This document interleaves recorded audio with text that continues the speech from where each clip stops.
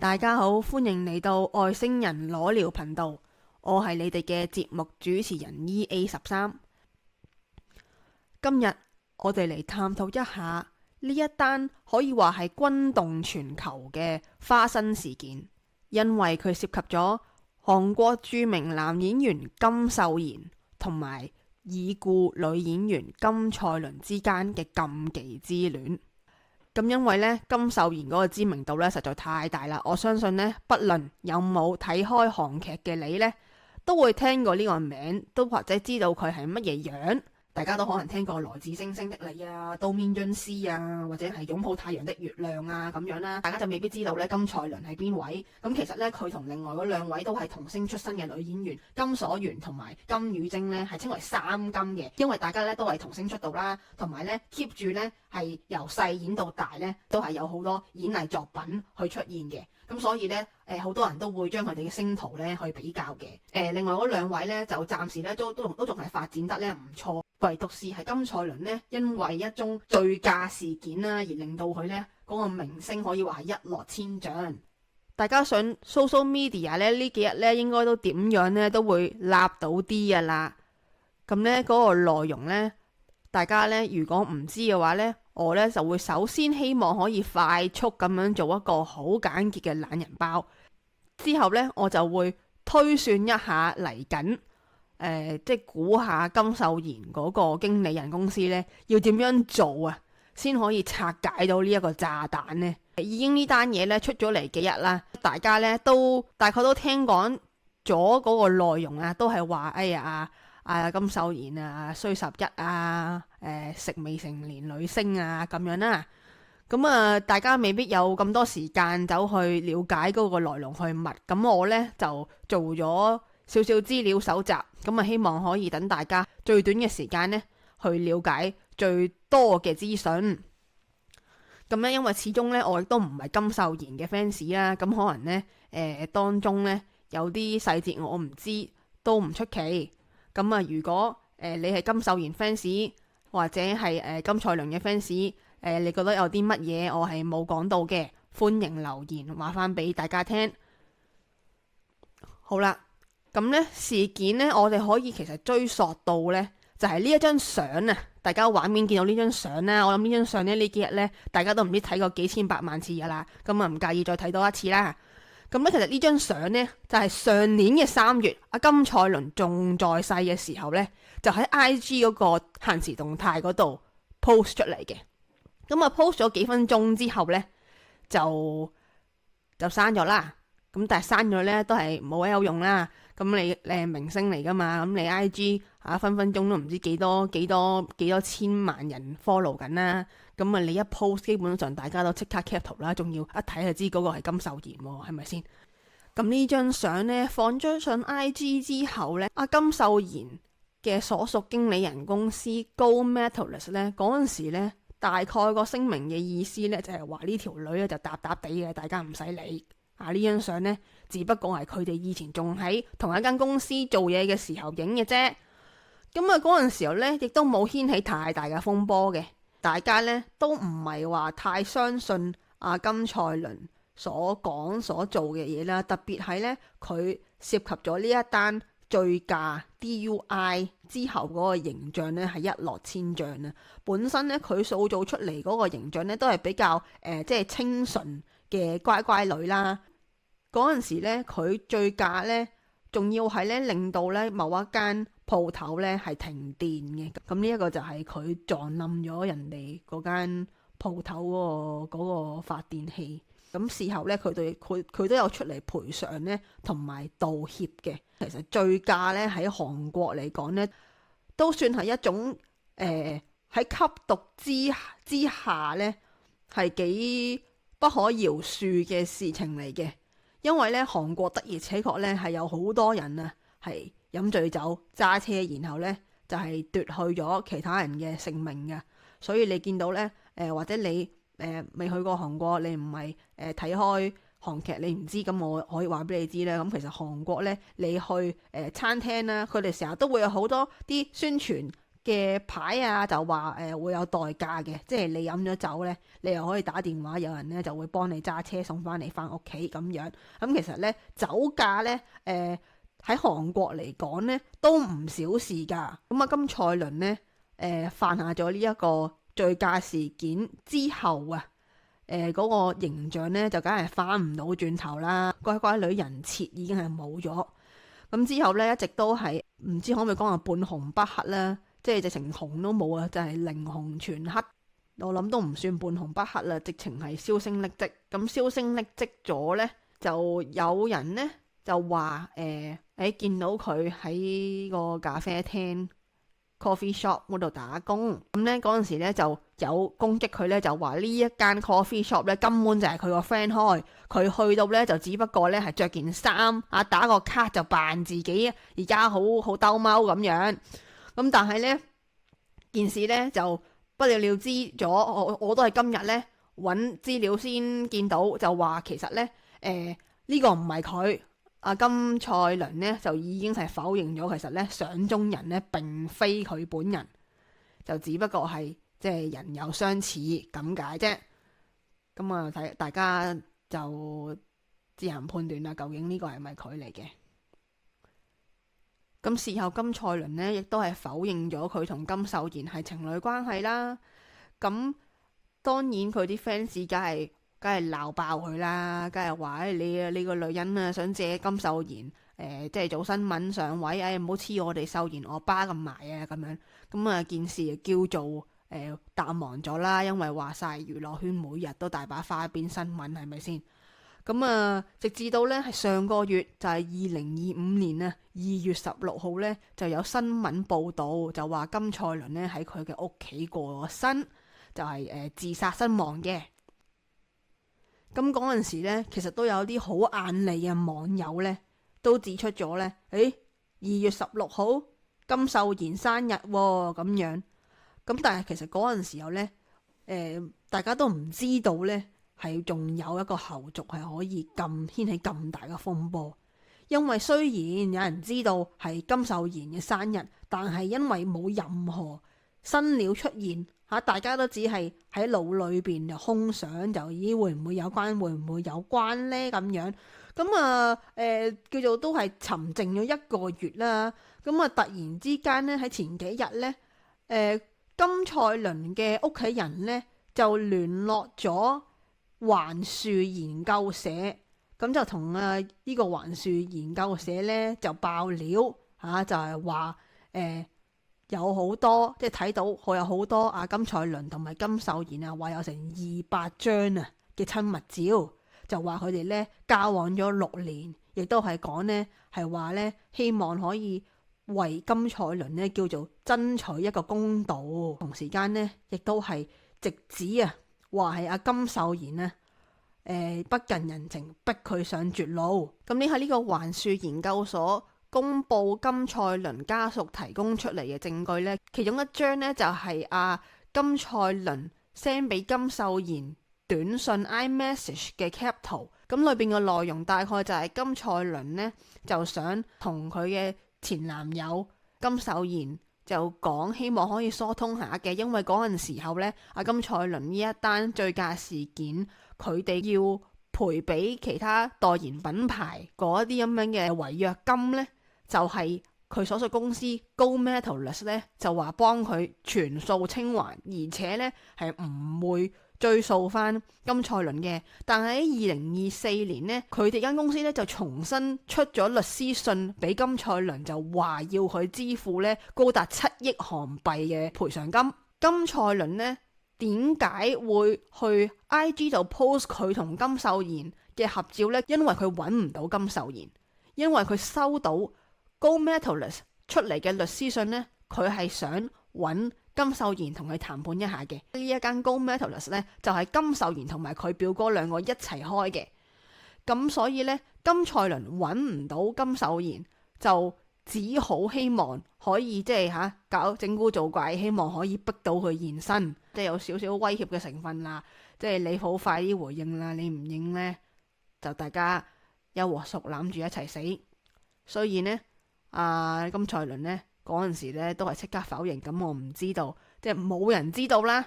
冇人知道點解金賽綸嗰陣時冇選擇公開一切啦，係因為佢真係唔忍心啦，因為對方金秀賢嗰邊亦都有啲即係痛腳揸住佢啊，呢啲嘢呢，我哋就要睇下之後會唔會仲有啲咩料爆啦。我哋淨係知道呢，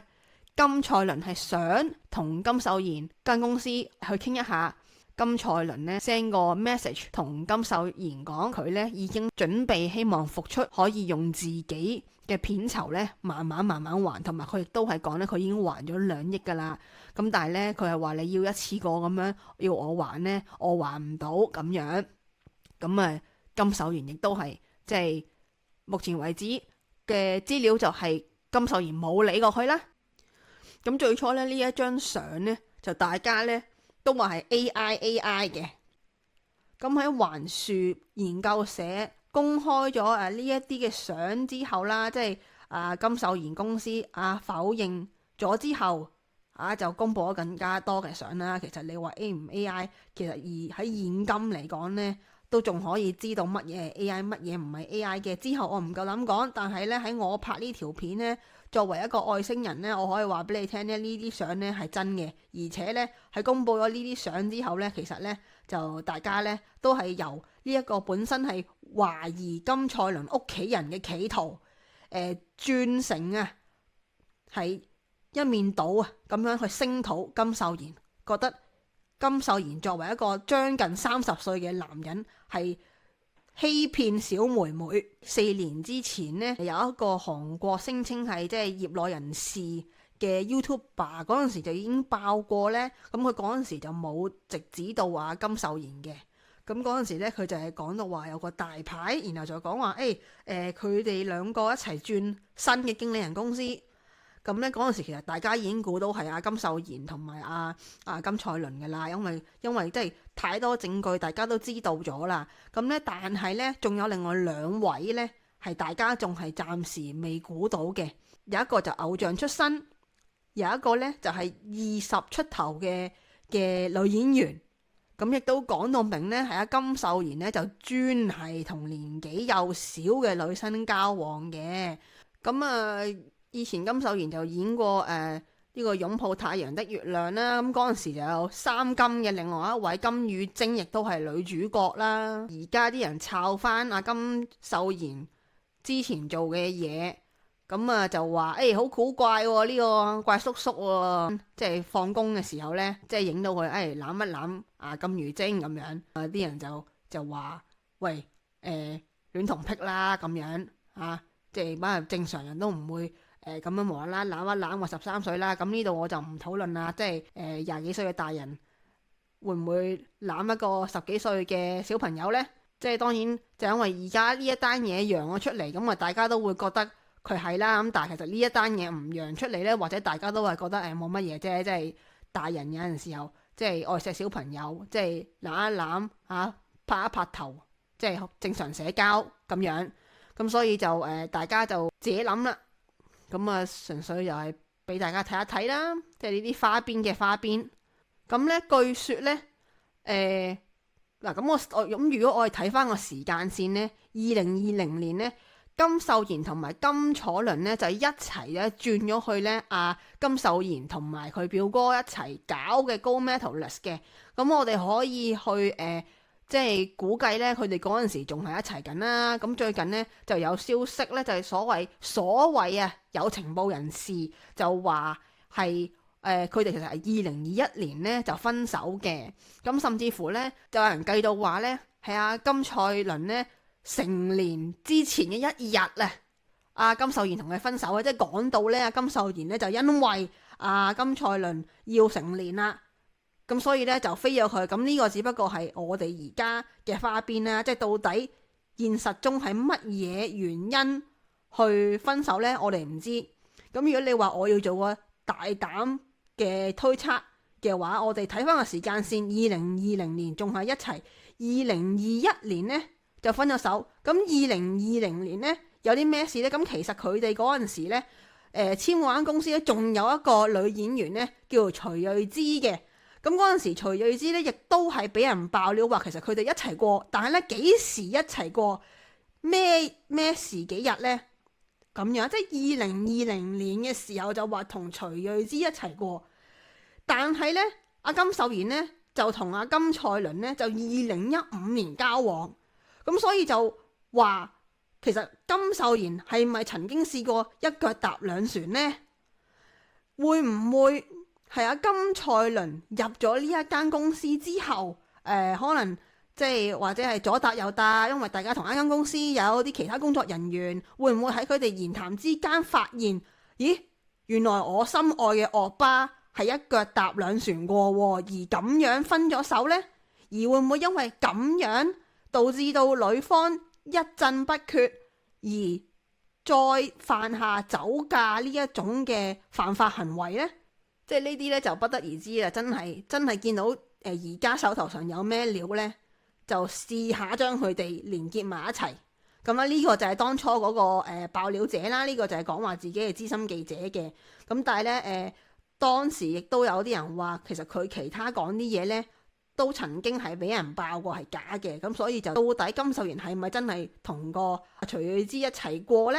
咁就真係唔知啦。咁但係咧呢個就係左邊呢個就係阿金秀賢嗰個表哥啦，就係佢係同時間係導演，亦都係咧就同佢一齊咧係成立咗呢一間Gold Medalist 公司嘅。咁事件嚟呢度咧，想少少總結一下啦。咁而家咧大家唔妥金秀賢咧，最主要咧係有兩個 point 嘅。一個 point 就當然就係話佢作為一個就係廿到問就嚟三字頭嘅中年男人，你呢就係同一個心智未成熟嘅女仔拍拖，仲認為呢十分有可能呢亦都係發生過性行為。咁當然呢啲就我哋唔知啦，因為始終我哋未有證據真係睇到有咁樣。但係呢根據佢哋兩人嘅親昵程度啊，又即係有喺鏡頭前咁樣即係甜蜜接吻咁樣，所以好多人呢都估啊，你都已經都錫晒嘴啦，咁即係其他後續嘅有都唔出奇啊，咁樣。咁呢啲我就不得而知啦，暫時未有呢一個真實嘅或者係可信嘅證據，咁啊而點利益咁就歸於被告。咁咧同埋咧，以防咧大家唔知道咧，咁其實咧即使金秀賢咧真係同過15歲嘅金賽綸發生過性行為咧，佢亦都係冇法律上咧嘅責任嘅，因為其實咧韓國咧係2020年咧先將由嗰個合法性交嘅歲數咧由13歲改到去16歲嘅，咁所以咧2020年咧先改嘅話咧，其實嗰陣時候咧金賽綸咧就已經係遠遠超過嗰個歲數啊，所以已經咧金秀賢咧係唔會有任何法律嘅問題。除非你話金秀賢咧喺2020年之後啊，亦都同過金賽綸以外嘅未成年女生發生性行為啦。如果唔係咧，金秀賢咧就係其實同金賽綸呢一段情咧係唔會構成任何嘅法律責任嘅。咁大家唔妥佢就係第一就係話我不論你有冇發生性行為啦，總之你同一個就嚟中老咁樣，你無啦啦同一個心智未成熟嘅靚妹一齊，你就係有錯。咁如果咧金秀賢咧佢係想反駁嘅話啦，即係譬如話有位網友佢話喂，呢件衫我揾到其實係2019年先上市嘅喎，咁你又話呢張合照係2016年影嘅，咁啊即係你係吹水啦咁樣。咁其實呢張相可以係2019年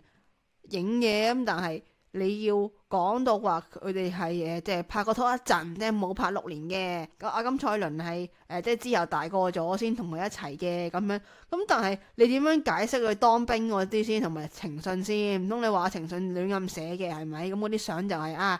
唔知邊度立翻嚟朋友關係，即係你要夾硬噏啊！即係話喂淨係朋友關係嚟嘅啫，所以咧就朋友 send 啲相過嚟。咁講真啦，無啦啦你點會同個10零歲嘅靚妹做朋友啊？你唔好玩啊！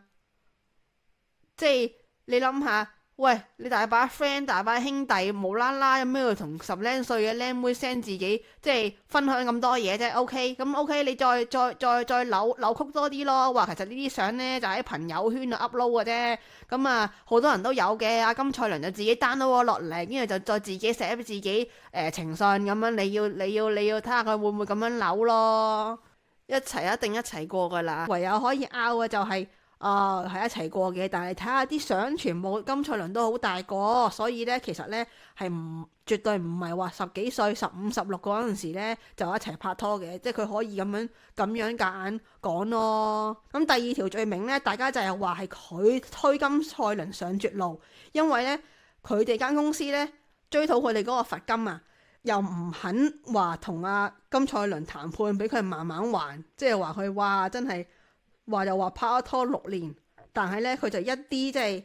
人哋話一夜夫妻百夜恩啦，佢哋都唔知交往咗幾多日啦，咁就一啲都唔念舊情。咁呢度咧或者都可以叫做俾翻個疑點利益佢啦。咁啊因為話晒佢間公司咧都係同佢表哥兩份一齊開嘅，係咪先？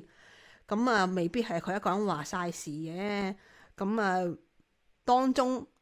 我相信呢個亦都係可能係金秀賢話下個禮拜會出嚟回應事件，佢可以叫做為佢自己挽回一點點分數嘅手段，或者佢會指出其實當初分手咧係阿金賽倫做錯先嘅，不論係可能捏造一啲證據，甚至或者係真嘅，可能話係啊金賽倫自己出軌在先，又或者金賽倫咧就行為異常呢樣嗰樣，咁啊成日都嘈交咁啊，所以分咗手咁樣都唔出奇，因為我認為都只有係呢一個叫做藉口，佢先可以叫做為自己掹翻少少分數。因為咧第一樣嘢咧，即係佢即係難聽啲講句食靚妹咧就冇得拗噶啦，因為你咁樣嘅相都已經公佈晒出嚟啦，基本上就你點樣拗都唔會有人信你噶啦。咁唯一叫做希望個人設唔好真係垃圾到呢個程度啦，因為你話我同阿賽倫妹妹拍拖都可以話真係兩個。即係兩個係情投意合嘅，佢甚至乎亦都有講過話結婚，係咪先？佢可以攞翻呢一啲家屬講嗰個證據話會結婚嚟做擋箭牌噶嘛，即係可以話嗱，我真係諗住同佢結婚噶喎，我對金賽倫認真噶喎，不過係因為有呢啲咁嘅事，所以先逼住要分手啫咁樣，即係佢應該就金秀賢咧自己都知道咧，應該對方咧有啲咩料。喺手度噶啦，因為你話一齊6年，咁你都會記得大概自己 send 嗰啲咩噶嘛？除非你鏟晒啲記錄，又或者除非你同時間同我好多人都 send 出去嘅，你完全亂到自己都唔知道自己同嗰邊個講咗啲乜，咁就話啫。咁但係其實可能佢都大概都知道，對方話有料有咩料咧？對方有啲係冇嘅料，佢可以攞冇嗰啲料嚟做新聞噶嘛？佢可以做係話金賽倫做錯先嘅，我都好痛心噶，我好愛佢噶。咁所以咧，佢就話自己有力嘅證據，咁所以我就懷疑咧，嗰啲有力嘅證據就係想將嗰個矛頭指翻去金賽倫先咯，即係話金賽倫咧佢不忠在先嘅，或者係佢做錯事在先嘅，或者佢分分鐘係話佢開始咪吸毒啊呢樣嗰樣啦，金秀賢點樣勸佢啊，佢都唔再聽啊，佢先逼住咧要同佢分手嘅，即係總之都係講到佢哋大家都係互相相愛嘅，希望大家咧就唔好即係希望大家唔會太過怪佢哋啦，因為始終即係因為始終佢哋一齊咗6年係咪啊？即係唔係話趙元松嘅關係，咁始終我見到網上面嘅輿論，大家都見到即係寫晒情信喎，好 sweet 喎，即係應該係真係愛過嘅咁樣，即係有一啲即係而家嗰個輿論係分開兩批，一批咧就係比較硬核少少，可能係30幾歲已經有仔女嘅，甚至乎係佢嘅 fans 嚟嘅，就話話你個人渣食10幾歲嘅靚妹，即係完全冇得原諒啊，冇得講啊咁樣。咁有一批就呢啲啫，但係仲有一批咧，都係因為而家睇到咁多證據咧，都係覺得佢哋其實真係相愛過嘅。不過咧就嬲佢咧，就即係要逼阿金賽綸上絕路，又唔肯俾女方慢慢還，人哋女方咁樣揾佢呢，佢又唔回應。咁我哋呢就期待一下呢，下個禮拜阿金秀賢同埋金秀賢經理人會作出啲乜嘢回應啦。因為佢哋聲稱呢有力嘅證據，咁睇下會唔會係我估嘅咁樣發展啦，定係佢哋又諗到啲咩出奇招可以即係扭轉而家金秀賢呢一個嘅困境呢？咁我哋就期待一下。咁啊，我會繼續為大家咧追蹤呢一單花生嘅。如果大家認為我講嘅嘢係有幫到你，可以懶啲唔使揾咁多資料嘅，希望大家可以 share 我條片出去。你哋嘅 share 呢，就係我繼續整更多呢一啲片嘅動力。可以嘅話呢，就 like、share 同埋 subscribe 我哋嘅 channel。咁樣嚟緊呢，仲有啲咩花生呢？我繼續會為大家呢去搜查資料同埋整合俾大家聽嘅。咁我多謝晒大家今日嘅收睇，我係你哋嘅節目主持人 EA13，下次再見。